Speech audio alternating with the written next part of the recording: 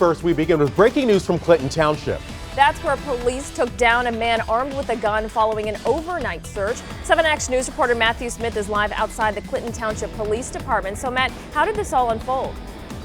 Well, it all started with a man actually shooting at someone else that was sitting in his truck in Bud Park in Clinton Township. Luckily, the man walked away, but he was shaken up, and police, as we understand it, were actually already on their way to Bud Park. They had reports this man walking around with a gun, and they knew about what was going on. So I just spoke with police, so a lot of this is new information that we're just getting in. But what we understand is that the man had gotten into some kind of argument with his girlfriend and then loaded up with a bunch of ammunition and went to Bud Park. So police had an idea of where he was because they spotted his car while they were searching for this man. That's why you see such a police presence in this video. I know it's hard to see because it was overnight, but crews themselves had been out here for hours on end, and because of the weather, well, they had initially started tracking him from the sky with drones and helicopters, but they had to call some of them off and then return at a later time. This was a precarious situation because there's a lot of people that live in the area. They got a shelter-in-place situation because they knew this man had already shot at one person. And if you actually listen into what police were telling me moments ago, you understand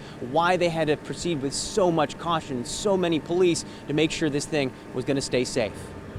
We had found out he went back to his house and had retrieved a rifle along with quite a bit of ammunition and took off, which we later were able to locate him over at Bud Park.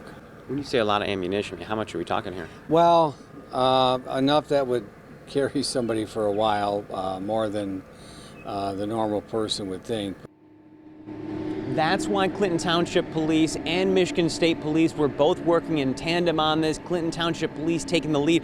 I'm told they actually brought in 2 tanks. We've been trying to look at this video overnight to see what exactly this heavy machinery was. We now know they actually brought tanks in to go alongside the riverbed. When they finally found this guy, believe it or not, he was passed out, incapacitated. He'd been bitten by a bunch of flies and insects and things. They had to take him to a hospital once they took him into custody. He has to be checked out, and then they'll proceed from there to determine what kind of charges are going to be happening. I do want to let you guys know, this is new information as well, that Bud Park is going to be shut down early this morning. They have to wait until sun comes up to go in with their investigative team, make sure they've got this thing wrapped up. So it could be several hours after sunup until Bud Park is back reopened to the public. But the good news here, nobody actually injured in this. The gunman taken into custody without issue.